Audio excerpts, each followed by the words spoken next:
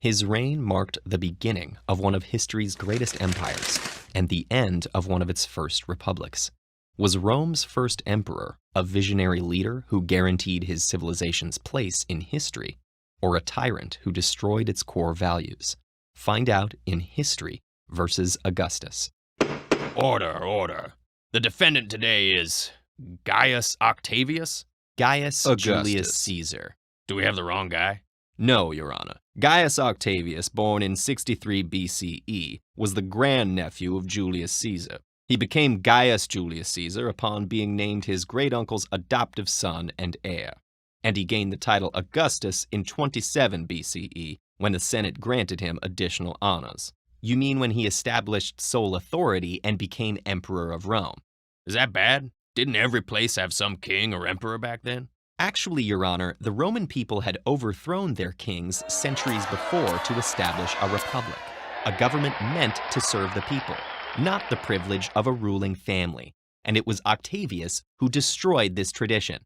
Octavius was a model public servant. At 16, he was elected to the College of Pontiffs that supervised religious worship.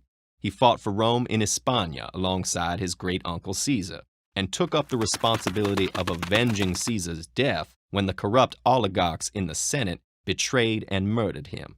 Caesar had been a power-hungry tyrant who tried to make himself a king while consorting with his Egyptian queen Cleopatra.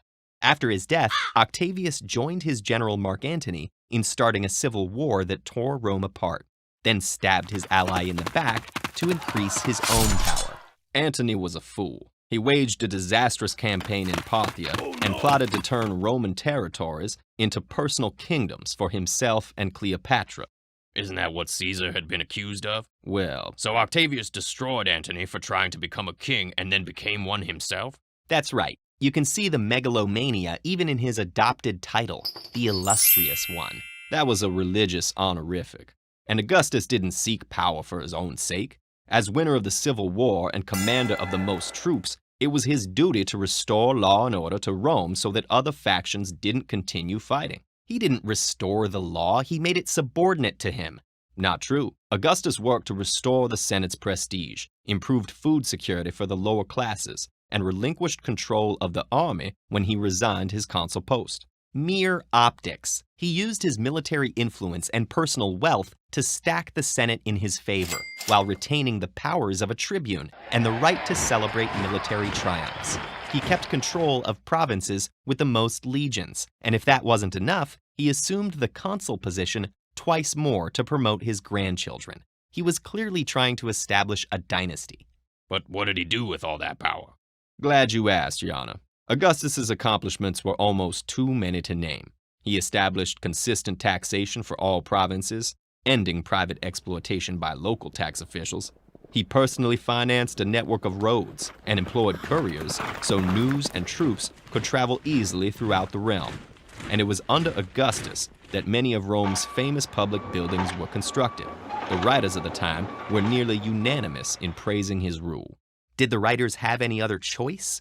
Augustus exiled plenty of people on vague charges, including Ovid, one of Rome's greatest poets. And you forgot to mention the intrusive laws restricting marriage between social classes, even penalties for remaining unmarried. He was trying to improve the citizenry and instill discipline, and he succeeded. His legacy speaks for itself. 40 years of internal stability, a professional army that expanded Rome's frontiers in all directions, and a government still remembered as a model of civic virtue. His legacy was an empire that would go on to wage endless conquest until it collapsed, and a tradition of military autocracy. Anytime a dictator in a general's uniform commits atrocities while claiming to act on behalf of the people, we have Augustus Caesar to thank. So you're saying Augustus was a good emperor, and you're saying there's no such thing. We're used to celebrating historical leaders for their achievements and victories. But to ask whether an individual should have such power in the first place is to put history itself on trial. Check out this playlist for more episodes of our History Versus series, where we put famous figures like Cleopatra, Vladimir Lenin, and Genghis Khan on trial.